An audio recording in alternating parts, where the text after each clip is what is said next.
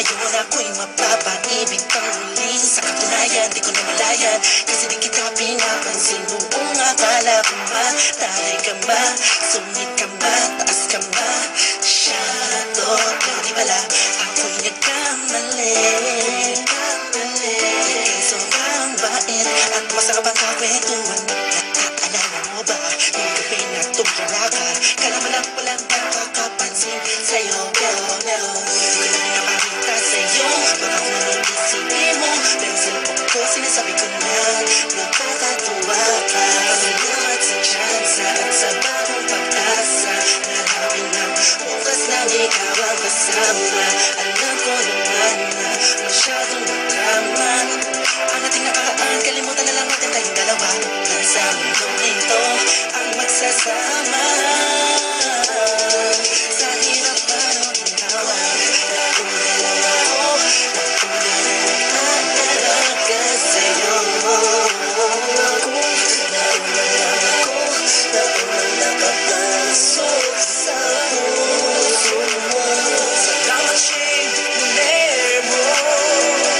At ibala mo, Justin, kasi naglaan. Salamat at ang puso ko ay binisita mo, mahal. Maluwan lang mapaibig ka sa pag-aari na ng iba. Oo, dahil lang umibig sa ganon ay pagkakamali. Hindi ko nakunan yung sandaling piling ko pa siya. Tinatama ang mali sa lahat ng mga mata, kahit mukha kong tanga.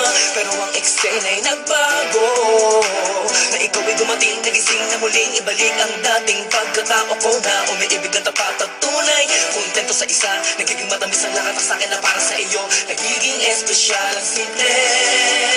Salamat sa bagong pag-asa, nakinatid ng iyong mga ngitian. Sa pinang mga mata ko'y nakatuunan sa iyo. Taglay ang pagmamahal kong ito.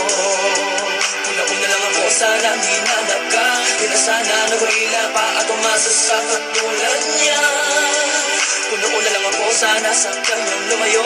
Tayong dalawa'y matagal na sana nagtagpo.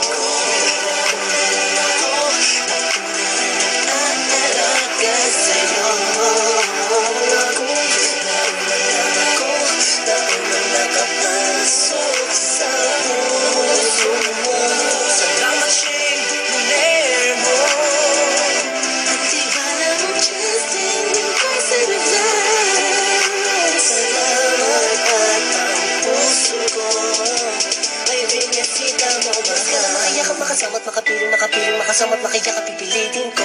Dahil intindihin ko na kung bakit ba hindi ako ang nauna. Sa tagal na panahon na kilala kita, pati na ba ako nagyayabang ng aking mga awit. Hindi ko malaman na dirito lang naman ako at nag-aantay, kahit na alam ko na walang kasiguraduhan ang saysay ng pagpapapansin ko at tiis na mo. Walang dahilan ng magtampo, ngunit ano ito, isang pangyayaring di inaasahan. Akalain mo ikaw ang kasama ko ngayon, nakikita ka saan man yun.